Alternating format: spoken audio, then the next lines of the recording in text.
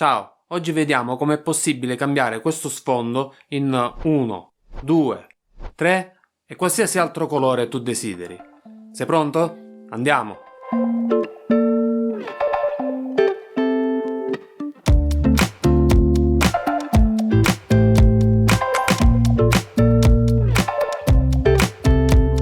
Ciao e benvenuto nel mio canale. Io sono Roberto e qui condivido la mia passione per la fotografia, video, audio e tutto quello che riguarda la creatività attraverso tutorial, recensioni, dietro le quinte e molto altro. Se ami la creatività mi farebbe davvero piacere ti iscrivessi al canale. È un piccolo gesto, ma è davvero un grande supporto a questo canale ed inoltre ti permette di non perdere i prossimi contenuti che pubblicherò. Grazie per il tuo supporto. Come avrai capito, oggi parliamo di sfondi. I fondali sono fra gli strumenti più utili in uno studio di produzione foto-video, sia esso dedicato alla creazione di contenuti per YouTube, sia per realizzazioni commerciali come fotografia di prodotto, interviste, ritratti e qualsiasi altro genere di contenuti visivi.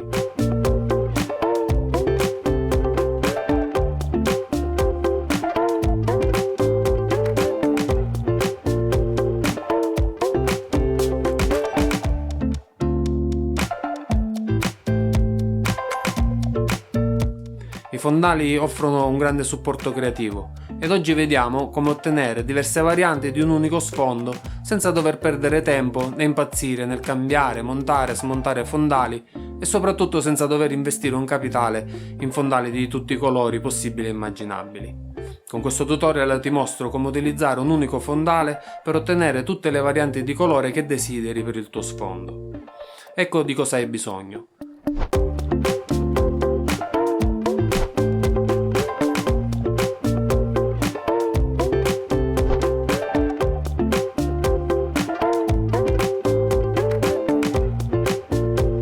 La prima cosa è un fondale di colore grigio. Puoi scegliere se usarne uno in tessuto o in cartoncino, o se ne hai la possibilità puoi dipingere una parete del tuo studio proprio di questo colore. Sicuramente ti starai chiedendo il perché del colore grigio. La risposta è semplice: questo colore offre molta versatilità, ma approfondiamo il concetto tra pochissimo. Resta concentrato. Se scegli di acquistare un fondale, le scelte che hai a disposizione sono in tessuto, in carta o in vinile. Quelli in carta o in tessuto sono generalmente più economici, ma hanno dei contro non indifferenti. Quelli in tessuto si possono lavare, ma c'è il rischio che dopo un po' si scoloriscano e comunque devono essere ben stirati prima dell'uso per evitare pieghe antestetiche. Quelli in carta non possono essere lavati, quindi dovrai tagliarne via una parte ogni volta che si sporcano. Quelli in vinile invece sono facilmente lavabili e non necessitano di stiratura, quindi sono molto più pratici, a fronte però di un costo superiore. A te sta la scelta, comunque trovi qui i link in descrizione ad alcuni fondali che ti consiglio. Insieme al fondale avrai bisogno di un portafondali. Anche qui puoi scegliere tra diversi tipi.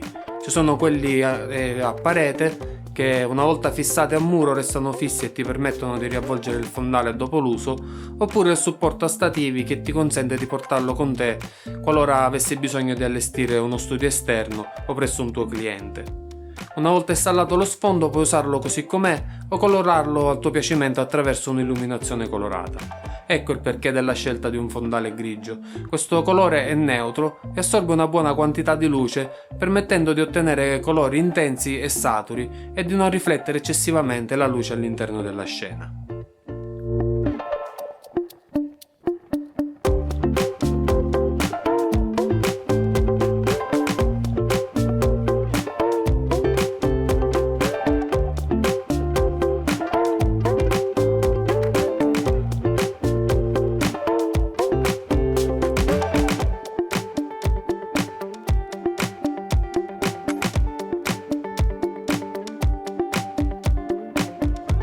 Io utilizzo dei pannelli LED RGB puntati direttamente sullo sfondo. In questo modo posso ottenere qualsiasi tonalità di colore io voglia. Questi pannelli LED Neewer sono davvero fantastici e ne ho parlato approfonditamente in una recensione di cui ti lascio il link. Se ti fa piacere puoi dargli un'occhiata al termine di questo tutorial. In alternativa, se non hai a disposizione delle luci RGB e non vuoi acquistarne di nuove, puoi ottenere lo stesso effetto utilizzando delle gelatine colorate davanti alla tua fonte di luce, che sia continua o anche flash.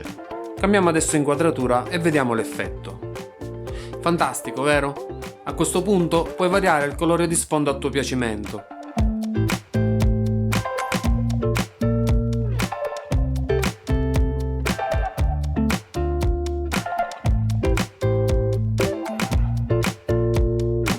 E se vuoi un effetto più dinamico, puoi creare anche delle sfumature.